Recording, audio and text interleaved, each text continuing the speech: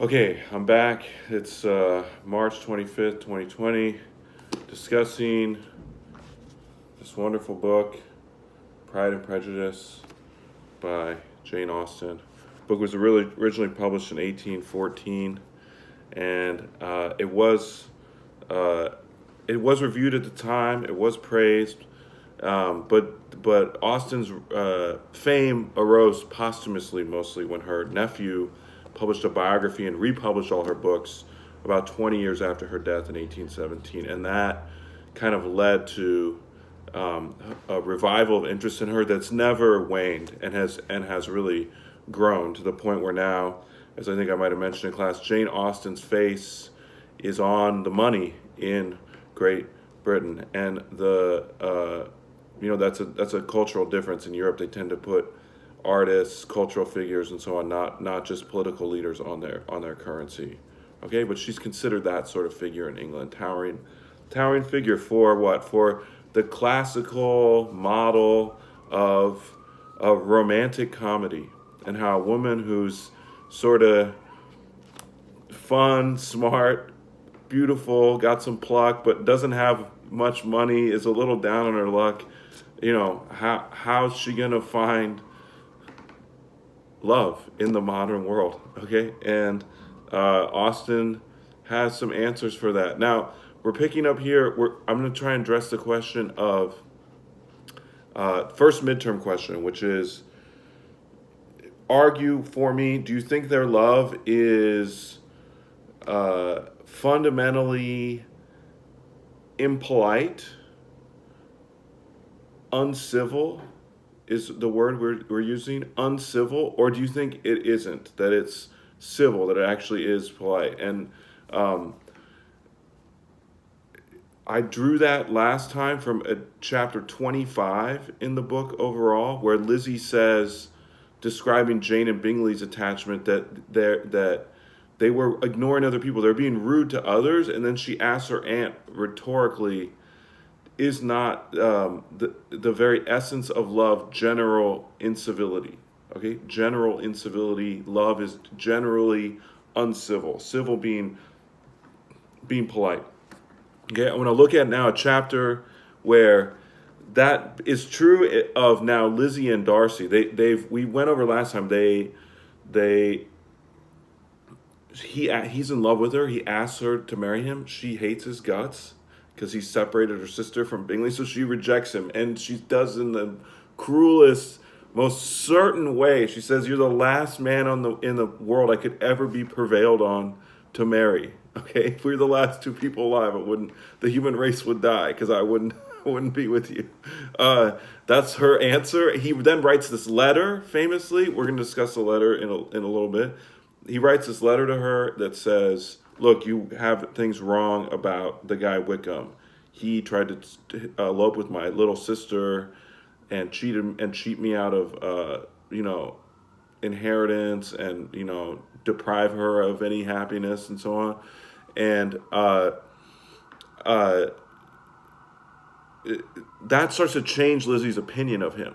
Lizzie becomes more reflective, and she realizes that she had been, as the book's title says, prejudice against him. He had slighted her ego when he refused to dance with her at first at the ball, and then she had been kind of consciously wanting to dislike him whenever she saw, and really taking all the evidence she could find to confirm her bias against him. And this now has changed. So I'm picking up now in the beginning of I know there's been some confusion about where I am in the book and what chapter is what, but I'm at the beginning of volume 3. So in any edition, beginning of volume 3, chapter 1. In my edition, that's volume 3. In my edition, I'm in this is overall chapter 43. Total in the book, chapter 43. There's about 20 chapters per volume, 61 total. There's 3 volumes. And this is this crucial meeting again. Lizzie her mind has been changed, but she's like, but I already rejected the guy, so it's too late to try to, How will I ever even see the guy again? Again, there's no modern communication system. It's socially prohibited for people who aren't family or in a relationship of marriage to write letters to each other outside of business. Like, they can't just write to each other. Him giving her that letter was a breach of decorum, really, but he felt motivated. So what happens is Lizzie's, her fashionable aunt and uncle, the Gardners, who live in London, she's their older, she's this niece that they're very close to, and they're gonna take their kids, or they're gonna leave their kids and go on a vacation. They invite her to come with them. They're originally going to go to the Lake District in northern England, where we discussed Wordsworth and those romantic poets of the time, the lake poets live. But they don't have time because his business demands him to take a shorter vacation. So they decide to go to Lambden, the town where Mrs. Gardner grew up, which is right by where Darcy lives in Pemberley. And while they're there, she's like, let's go see the estate. And Lizzie doesn't want to go, but then she's reassured that he's gone, that he won't be there. And then she says, okay, let's go. Now I'm going to pick up in the text where, of course, after being reassured that he's not there, they go to visit it. She's like, this place is dope. Place is amazing. He has like billionaire money, right? In our modern parlance, he's a billionaire. It's beautifully situated. It's this old house. It's one of the richest families in England, one of the richest families in the world, therefore. And she's like, it would have really been something to be Mrs. Darcy. And so wouldn't you know it, while they're there, while the housekeeper is singing his praises, while she's being like entranced by this house where she could have lived, he shows up. He turns a day early, and joining him soon are going to be his sister Georgiana and the Bingleys, including Charles Bingley, the love interest of her sister that left her sister sort of in the lurch and heartbroken. So, sorry, let me find this part. This is a very long chapter, and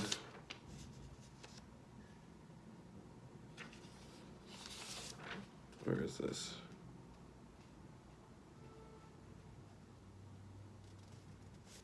Okay, I'm going to pick up on page 240 in chapter 43, or in volume 3, chapter 1.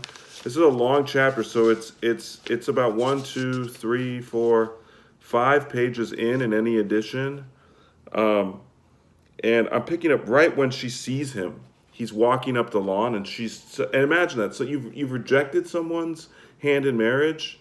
To see them again in any circumstance would be awkward, but to see them in this circumstance of being at their house, visiting it because it's so beautiful, could be especially awkward. And that's really the key lesson here is that they can't be polite, they can't be civil, they struggle, they have feelings for each other. There's all these things that can't be said, that have to remain under the surface, and it leads to this intense feeling of awkwardness. Okay, so this is this awkwardness of love in this conversation. All right, that's really the point of this. I'm at the bottom of 240 here. They were within 20 yards of each other, and so abrupt was his appearance that was impossible to avoid his sight. She would like to get out of the way, but he's right there. They see each other, and it's striking. Their eyes instantly met, and the cheeks of each were overspread with the deepest blush. He absolutely started, and for a moment seemed immovable from surprise, but shortly recovering himself, advanced towards the party and spoke to Elizabeth, if not in terms of perfect composure, at least of perfect civility. So there is some civility here, but it's it's in tension with lack of composure, lack of